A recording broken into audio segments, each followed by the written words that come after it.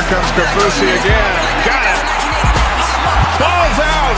You saw that swipe from Bronson. BYU's got it. Used to be a legend in the making. Now I'm feeling like the greatest. I've been snapping like a turtle. Dressed like a Merkel. They concerned about me going to commercial, killing shows without rehearsal. So we got you on to talk about your Young Athlete Society. Yeah. Yep. So flip that up.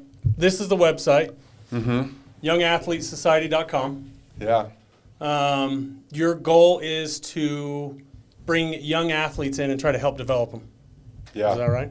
Yeah. And from like a different angle that a lot of young athletes really don't think about. Yeah. And honestly, I didn't think about it as a young athlete. But then it changed my whole career, honestly. And so then I was like, man, all right, I'm getting all this mindset training, mentorship. I'm like. When did that start for you? When did the mindset training start for you? Was it a little later in life? Yeah, in college. Yeah, see. And that's because where do you find access to mindset training?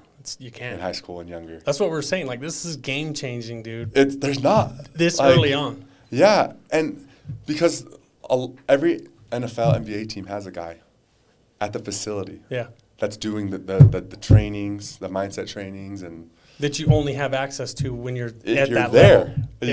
If you get to that level. Yeah, if you get to that level. Yeah. But if it changed me and my performance, because really they're performance coaches, and they're not taking your physical skills, they're taking something that's in everything you do, like the way your approach. It's all coming from the thought processes that are taking place, and like it's all coming from your mind and how it's operating. That helps both on the field and off the field. Yeah, it helps both on the field and off the field, and it helped me for sure.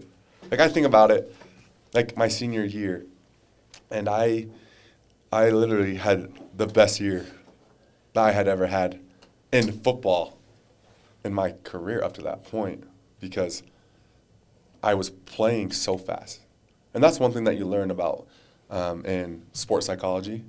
Like I took the class 3 times. I was so into it because when they said, all right, these neural pathways, you can train them and you can operate faster, I'm like, I'm a defensive end. I've rushed the quarterback.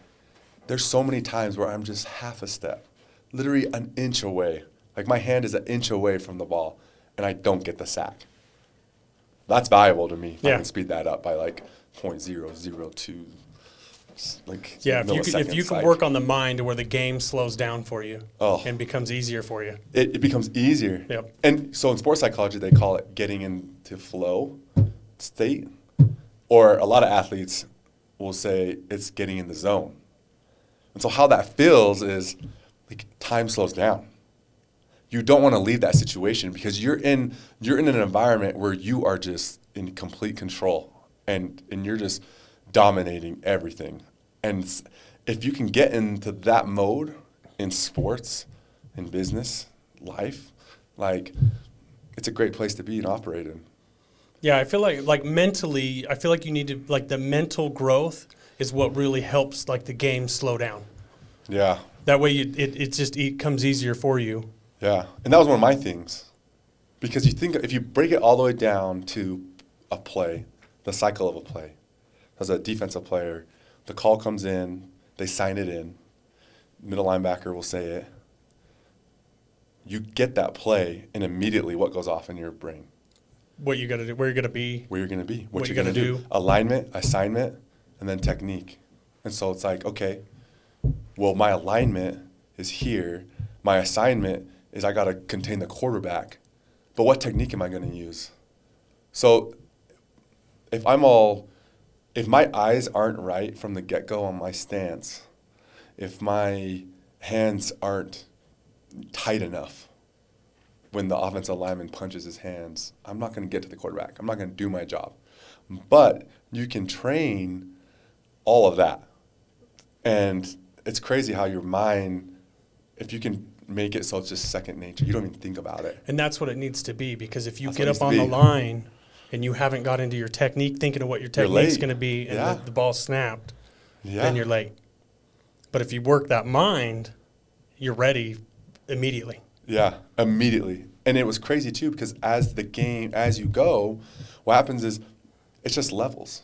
You're leveling up in every single one of those situations. To the point where I remember my dad telling me about Reggie White, because he was his backup. And my dad would tell me, oh, Reggie always used to know down and distance who exactly was going up against, his weaknesses. Like, Reggie was so locked in to where he knew offense as well as he knew defense.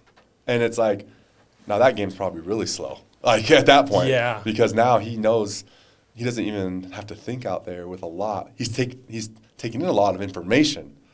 But how is that organized in your brain? How do you organize that to where you can take the down and distance, you can take where they're at on the field, who you're going up against, their weaknesses, alignment, assignment, technique, all this stuff, and operate at a high level? In seconds.